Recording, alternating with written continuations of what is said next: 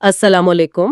ہم اکثر سڑکوں پر، بازاروں میں، ہسپتالوں میں دیکھتے ہیں نا، لوگ ویل چیئر استعمال کر رہے ہوتے ہیں۔ کوئی دھکا دے رہا ہوتا ہے، کچھ خود چلا رہے ہوتے ہیں، کچھ الیکٹرک ویل چیئر پر بھی ہوتے ہیں۔ جی بالکل، یہ روزمرہ کا مشاہدہ ہے۔ تو آج ہمارے پاس ایک بہت ہی ذاتی قسم کی تحریر ہے۔ عنوان ہے ویل چیئر کی آزمائش، معذوری کا تجربہ۔ یہ ایک شخص کے اپنے تجربے پر مبنی ہے۔ دلچسپ۔ اور اس گفتگو کا مقصد یہی ہے کہ اس ذاتی کہانی کے ذریعے ہم ویل چیئر استعمال کرنے والوں کو روزمرہ میں جو اصل مشکلات پیش آتی ہیں نا، ان کی گہرائی کو سمجھنے کی کوشش کریں۔ تو آئیے اس تجربے کا ذرا تفصیلی جائزہ لیتے ہیں۔ بالکل، اور یہ بات بہت اہم ہے کہ کسی کو ویل چیئر پر بس دیکھ لینا اور خود اس تجربے سے گزرنا، ان دونوں میں زمین آسمان کا فرق ہے۔ صحیح۔ اس قسم کے تجربات، چاہے وہ آپ کہیں تھوڑی دیر کے لیے ہی ہوں، ہمیں وہ ہمدردی اور وہ سمجھ دے سکتے ہیں جو صرف دیکھنے سے نہیں ملتی۔ جی، یہ ہمیں ان چیلنجز کا احساس دلاتے ہیں جن کا سامنا وہ لوگ ہر لمحہ، ہر روز کرتے ہیں۔ تو مصنف نے کیا کیا کہ انہوں نے فیصلہ کیا، چلو 1 گھنٹے کے لیے میں اپنے سارے کام ویل چیئر پر بیٹھ کر کروں گا، گھر کے اندر ہی۔ اچھا، صرف 1 گھنٹہ۔ ہاں، صرف 1 گھنٹہ۔ اور فوراً ہی پہلی مشکل سامنے آ گئی۔ بیڈ روم سے کچن جانا، فریج سے پانی کی بوتل نکالنا اور واپس لانا، یہ کام جو عام طور پر شاید 1 منٹ بھی نہ لے، ویل چیئر پر پورے 8 منٹ لگ گئے۔ 8 منٹ؟ 8 منٹ! یہ تو یقین کرنا مشکل ہے کتنا فرق ہے۔ یقیناً۔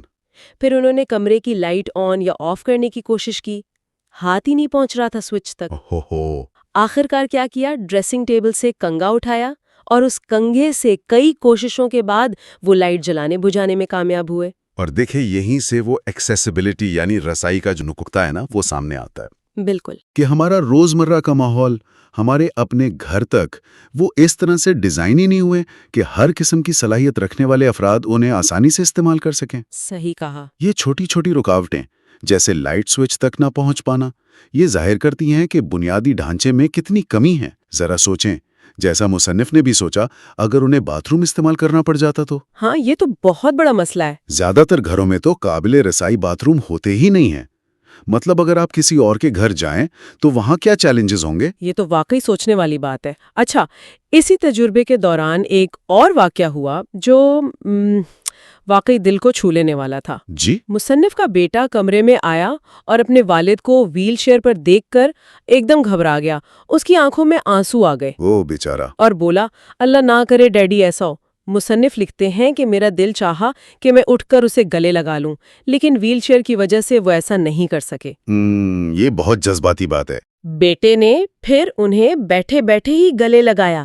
بہت ہی جذباتی لمحہ تھا وہ۔ جی بالکل۔ پھر گھر سے باہر نکلے تو پارکنگ کا مسئلہ، قابل رسائی پارکنگ کی جگہ نہیں ملی، دور پارک کرنا پڑا، پھر کسی کی مدد سے اترنا پڑا، اور سیڑھیاں تو ایک الگ ہی آزمائش تھیں۔ ہاں، سیڑھیاں تو بہت بڑا چیلنج ہے۔ اسی لیے تو سعودی عرب جیسی جگہوں پر اب قانون ہے کہ تجارتی مراکز میں خاص پارکنگ لازمی ہو۔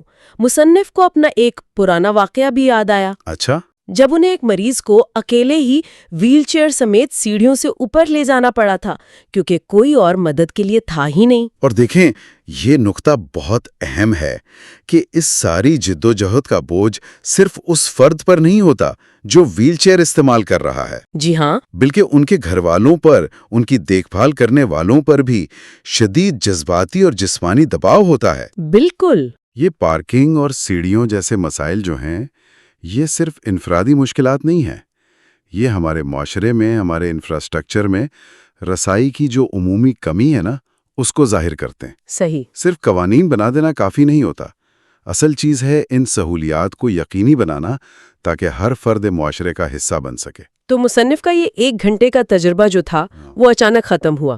وہ لکھتے ہیں کہ میں نے فوراً ویل چیئر بند کی، اسے اسٹور روم میں رکھا اور اللہ کا بے انتہا شکر ادا کیا کہ میں صحت مند ہوں۔ یہ احساس تو لازمی آیا ہوگا۔ صحت واقعی ایک بہت بڑی نعمت ہے۔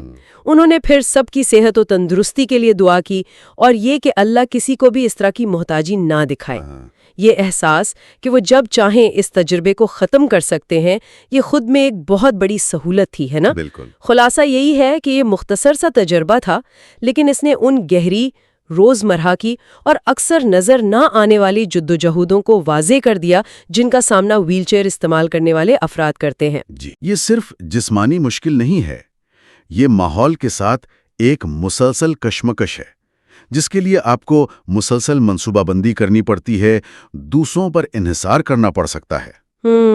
اس تجربے سے نہ صرف ہمدردی پیدا ہوتی ہے بلکہ رسائی کی جو حقیقی ضروریات ہیں ان کو سمجھنے میں بھی مدد ملتی ہے۔ صحیح۔ تو آخر میں یہ تجربہ ہمیں یہ سوچنے پر مجبور کرتا ہے کہ ہم سب مل کر اجتماعی طور پر اپنے روزمرہ کے ماحول کو، اپنے رویوں کو کیسے تبدیل کر سکتے ہیں جی، تاکہ وہ سب کے لیے، خاص طور پر ان لوگوں کے لیے جنہیں نقل و حرکت میں مشکلات کا سامنا ہے، زیادہ جامع، زیادہ قابل رسائی بن سکیں۔